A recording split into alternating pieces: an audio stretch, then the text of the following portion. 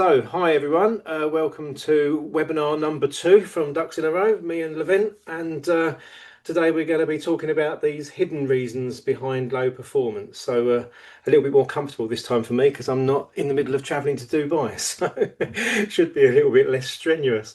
Um, okay, let's get going, shall we? And you'll have to bear with me if I see more people turning up as we go through and take it from there. Right, let's go. Super.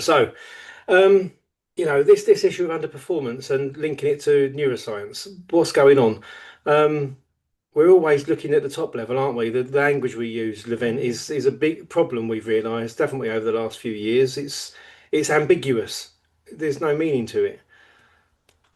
It's And yes, we are looking at the problems on the surface, but under the stress of daily life, we frequently forget that the root causes are hidden behind them, below the surface, and most of them are rooted in the brains. Yeah, absolutely. But the language doesn't let us make that connection to brain, does it? I mean, I think for me, this is the big thing, the big disconnect in the world at the moment is that we talk about performance, behavior, and things that people do, and we don't make the connection to brain function. It's this it's incredible because and then if you say to people this is because of the way your brain works, they try and tell you that it's not. It's like it doesn't make any sense. But we've got to get under the surface level, basically, is what it comes down to. We talk about skills, it's a wiring pattern, right? We talk about motivation, it's a chemical mix. Everything that we talk about is down to brain function. So let's get into that and try and get everybody else seeing the world the same way we do. So. I think we looked at this, didn't we, when we were putting it together and remembered Simon Sinek. I guess everybody's seen the Golden Circle video from Simon Sinek about why, start with why. And it turns out that that's the most important thing for a brain, right? For a human being to have a reason, to have a purpose, to know why you've got to do something so that it makes sense. But in the absence of that, I mean, we've got a few words there. Levent, do you want to talk to the what happens when we don't know why? What's going on? Yes, our brains, in fact, our behaviors are not random. Our brains produce these behaviors, and it uses a mechanism following a cause and effect format, right? So our brain uses stories to believe and to remember, all in cause and effect form. So if something has a reason, it completes the picture. We know why is it happening and what will happen next. This is how brains work, like a prediction machine. So under the surface, we have some root causes of behavior like stress, fear, beliefs, cognitive overload, etc. As you can imagine, all of them affects performance at the end. Yeah, it has to, doesn't it? Because I mean, just pick up on the word stress. Neuroscientifically, that means increased levels of cortisol. Cortisol is a stressor hormone. It has an impact at a chemical level on the way the brain works. And therefore, what we see is that it changes where the glucose energy can go, what parts of the brain it feeds, whether we can think rationally or not, or whether it's triggering our, or supporting our fear-based responses. So every part of this is about how people behave has to come back down to brain, right? And it does boggle my mind to realize that we're in a situation in society at large where that there's this connection just isn't there in people's brains, which is the funny 20, catch 22 situation we're in. But I mean, it brings us back to why BTFA is having such a great impact for people because it's so simple to understand, isn't it? If we think about what people believe, it's a wiring pattern. It has to have a neural representation. You can't have a belief without it. So if we think about how is our brain wired in this situation and compared to how other brains are wired in this situation, um, and what's going on, what's behind getting, going back to our first slide, what's under the surface? What's the hidden narrative, right? What do people think good looks like? And that's going to be based on the whole of their lifetime, right? Because all of their life has, and all of their life experience has provided the triggers that have created their brain to be wired the way it is and to hold the beliefs they hold. right? So it's got to be a belief. It's got to be a wiring pattern is a belief. And therefore, there's got to be beliefs about what good looks like and their version of good, bad, right, or wrong. That's going to be the baseline starting point for anything they interpret from us. So the first step is understanding what other people believe, right, and where those differences might be. And of course, that leads on to thinking, Levent, doesn't it? What can you tell us a bit more about thinking and feeling? Yes, once we have a wiring in our brain and once it fires, we have thoughts occurring, popping up in our brain. And as soon as we have thoughts, we also have feelings associated with that thoughts.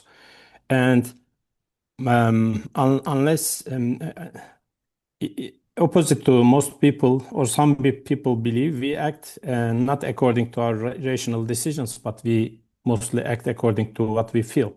So feelings are just behind the actions. Looking at people's actions and talking about the actions, trying to change the actions, etc., are all pointless because the root cause behind it is feelings. It is the immediate root cause. So, if you want to understand why people behave the way they do, we need to understand what they feel, what they think, and what they believe in the origin. Yeah, absolutely. And I would like to say also that there was a good question before this meeting coming from Ephantus, is saying, what does the neuroscience provide that psychology, sociology, organization dynamics, team building, etc., don't have a handle on? Hmm. Well, that means what's the difference of BTFA? The difference of BTFA is clear. It's a very simple model of the brain's mechanism. This is how your brain produces your actions, your behavior. And you can always trace it back because it has a causality. And you can find all the root causes in your beliefs, wirings in your brain. And it is scientific, it is testable, repeatable, and simple, not ambiguous. Yeah, reminds me of, I don't know if anyone's heard of Michael Merzenich. He's a very famous neuroscientist that sits behind Brain HQ. And he helped Jen Fraser, who's a friend of ours, write her book called The Bullied Brain. And in a call with him, Michael said, psychology without neuroscience is baseless, and neuroscience without psychology is pointless. And I thought, and he said it in quite a frustrated way because he's in his 70s and he's been banging this drum for a long time. And I thought it was really brilliant because it says, what's the point of thinking about how people behave and trying to imagine what the brain does without really knowing because you haven't got the science to back it up, which is kind of where psychology's found itself. I mean, it's an observational science. I'm not dismissing psychology. I think it's brilliant and there's loads of good stuff in it. But there's also been some errors along the way, right? You see different psychologists arguing about the same thing from different angles and trying to make each other wrong. Ironically, that's their brain behaving in ways that try and make themselves right. But equally, if neuroscience only focuses on the sort of the medical pathological aspect of trying to fix issues, then and we don't link it back into being able to affect how we approach life and what we do in business, then what's the point? Because we're not going to be able to improve the psychological models that we have identified over the last 100 years or so, and do anything to improve quality of life, which is what I think neuroscience offers. It's a great opportunity to improve quality of life and the way people behave everywhere. So, which leads to better outcomes, especially when we're working in teams, right? So, yeah, it's good. I think neuroscience does give us something a lot more than we've had in the past. The key is being open to it and embracing it and getting into some of the details so that you can make sense of it yourself. So, I mean, let's look at an example quickly, shall we? Because this does happen everywhere all the time, and every business we work with, we see it, and every business we've worked with for the last nearly 40 years in both of our cases, mine and Levent's, we've seen it repeatedly. And we really do think that understanding more about brains gives us the solution. So I'm thinking about a guy that I worked with once, and a director phoned me in his absence. This chap had gone on holiday, I think, for a couple of weeks with his family, and he was the senior manager on site. And a director had phoned me and said, "If you don't get this environment sorted out, we're going to have to sack people and lose staff." So I went and did some lean training, and we did the whole kind of sort of 5-day Kaizen event type stuff, and managed to make a 364% productivity improvement. Reduced the line from 12 people down to 5, so redistributed 7, put a recruitment drive on hold. Lots of really good things, real massive benefit out of it, and we got the line back into profit. And this the chap came back who in the senior leadership position, had a complete barney with me, had a right go at me for taking liberties and training people I shouldn't have been training in my role, apparently. And then over the next 2 or 3 months, subsequent, or systematically dismantled the team and changed the way that cell was working and put it back into a negative situation. So, and it was when I dug into it, I mean, we did end up having some conversations, and ultimately it turned out that he felt massively exposed by the improvement because he felt that it sent a signal that he wasn't good enough in the first place. So, when it comes to the human brain, and Levent perhaps can add to something to this in a second, but the biggest thing we see is one is time pressure. Actually, everybody's under so much time pressure they can't think straight. But the major thing that's at a biological level is fear. It's the fear-based response, and that fear can be triggered by so many things in the environment that we don't really ever pay attention to because the subconscious part of our brain just deals with them as we go through. And anything to add on fear, Levin? Yes, among all feelings, this may be the most important and strong one because it is linked to survival. It is a necessary feeling to keep us alive. And if you remember that the brain's first priority is to keep us safe and alive, fear is the first and most important reaction. It gives across any threats or danger. So if a brain perceives threat or danger, it cannot work properly, innovatively. It cannot collaborate, learn, remember, and change. Yeah, absolutely. And It again, will just need to survive. we won't get into the neuroscience now, but there's lots of chemical reasons why all those things Levin said, the brain can't change. It's all to do with a substance called BDNF and the impact fear has on it. And yeah, of course it's complicated. That's why we made it simple with BTFA, right? Because everybody can understand it easily. But let's move on because I'm conscious of time. We've only got 8 minutes left already. Um, let's try and break it down into some sections, right? There's always ways you can make summary lists of these things, and it's always oversimplifying a complex landscape.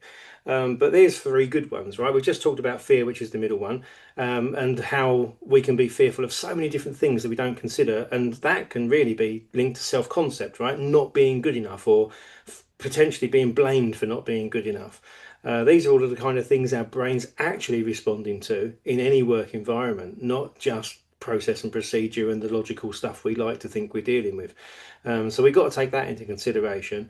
But again, everyone's heard of initiative fatigue, cognitive overload, too much, too fast, too often.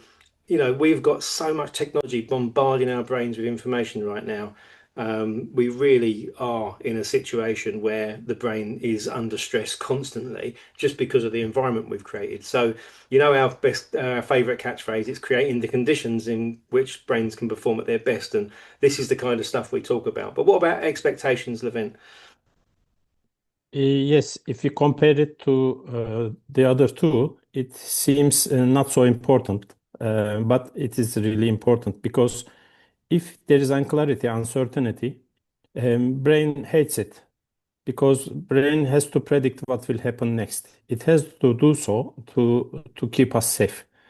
Because if something bad will happen very soon, our brain has to predict it correctly so that it will take some actions to keep us safe. So all brains hate uncertainty and clarity. Sometimes we think that our requests and demands are straightforward, simple to understand, and we don't give so much detail. But any gaps we leave in our communication will be filled by negative thoughts by their brains. Why? Because of survival instinct. They have to estimate what may happen and harm them so that they will make their preparation accordingly. So everything should be clear and safe for them, and there should be no gaps so that they will feel psychologically safe in the environment. Yeah, brilliant, mate. And again, goes to prove that if we manage to affect the wiring in leaders' brains so that we shift their belief in what good looks like so that we can get the best from other brains, it really does affect behavior. And then we start to making sure they do give, more time and attention to communication, so those gaps aren't left for people to fill with negative thoughts in their own defense. So yeah, brilliant, great stuff. Look, I'm conscious of time, Levent. We're getting close to the end, so I'm going to flick through the next ones quite quickly, and then we'll get to some questions. Um, so, think about it from a BTFA point of view, and how can you identify and resolve issues? First of all, identify those hidden beliefs, right? It's a wiring pattern. The people that you work with cannot act in any other way other than the way their brain is wired. It's simple biology and fact, right? It's chemistry. So, if you accept that, then you really need to understand what's going on with that brain wiring, and is there any triggers in the environment that are triggering that fear-based response? If there is, then they're going to be thinking about it, and they're probably going to be thinking about it negatively and filling in the gaps, like Levent just said. So we have to think as leaders, leadership, the responsibility of leadership is giving them a more empowering perspective to remove and reduce that fear. Um, and then, if there is any stress being shown, hesitation, any emotional responses, recognize that's also part of brain function. It's the chemicals involved that are being triggered because of the way that brain survives the world. And if you don't take care of them, you're not going to get past them. They will remain barriers to progress. And then, from an action planning point of view, when you take all of that brain function into account, it really changes what you do first and how you go about doing it. So this is how it starts to come to life and become very practical, right? Next steps for you guys on the call. If you've got any other questions or you're interested in a bit more, get in touch with us here. I've seen quite a few people, 4 or 5 people join a little bit late through the call. So just so everyone knows, we are recording it. We will be sending out the video afterwards to everyone in attendance. And making it public, so you can get to see this slide again if you don't get a chance to scribble down any contact info right now. But let's get to questions because we've got a few minutes left. Levin, over to you, mate. We got Yes, we have received some questions from you, and also some challenges are listed. Let's go through them. Jacqueline says, managing team performance during a crisis is a challenging thing. Yes, because what's happening in crisis is again uncertainty. Everybody has to make their own predictions about what will happen next. And of course, they need to survive. This is their first priority. So what we need to do is to have a common understanding about the situation, what steps will be taken next. So the best thing would be to stop and think about what we believe the situation is. Aligning the beliefs about the situation and what we will try to do is the best thing to do in the case of crisis. And lack of engagement in strategic ideas is another challenging aspect of the work. Andrew said it. Yes, lack of engagement is a big problem. As Gallup says, it is engagement at work is as much as 79% across the world. That means only 20% of the people are engaged at work. If people are not engaged, they cannot collaborate with each other. They cannot embrace the change. And lack of engagement is in strategic ideas come later. Behind it, lack of engagement in work and lack of engagement between the leaders and team members or frontline are the underlying problems. So certainly, this engagement problem should be solved so that people will embrace the strategic ideas more. And finally, immature process and people is another challenging thing. Nathaniel finds. Yes, so what needs to be done is clear. We need to develop our people and process together. To develop processes, we have millions of tools available in the market under the umbrella of continuous improvement, if you like. But to develop people is something special, something serious. And the biggest mistake we frequently observe that companies tend to develop their processes than their people. But we think people bit is very important and it should be developed together with the process. What do you think, David, about this? Yeah, I mean, we could unpack each one of those and talk for an hour on each one, right? There's so much time constriction, and so if anyone wants to follow up on that and have a deeper chat, then we're here. But But yeah, I think the thing that stands out for me, and something I've said in a couple of talks I've given just recently, is that when we dig down, when we started off by talking about getting under the surface level, right? And when we dig down into systems, we think about coding and Python and C++. plus plus. And when we get into issues of process, and moving metal, we talk about metallurgy and atomic level coefficients of friction. In every discipline in business, even whether it's finance, accounting, forensic accounting, whichever way you come at it, we've got physicists, chemists, all these experts that have got this infinitely detailed language register about the things we're dealing with. And in the people piece, we do HR surveys, right? Not to dismiss HR surveys, but we do this superficial top level stuff, and we don't know the same level of detail about people. So how can we expect to know whether what we're doing is triggering the right responses in people if we don't understand the mechanism behind it? And that's the thing for me. I've had great success in my career and been able to change some of the aspects of my life by learning this stuff. We see that with our clients all the time, and we're absolutely passionate to share it with everybody else. But I know we're out of time, so I better stop rambling. But great. Thanks to everybody for attending. Like I say, we will make the recording available shortly. Good to see you. Same time, same place next month. Okay, see you soon. Bye, everyone.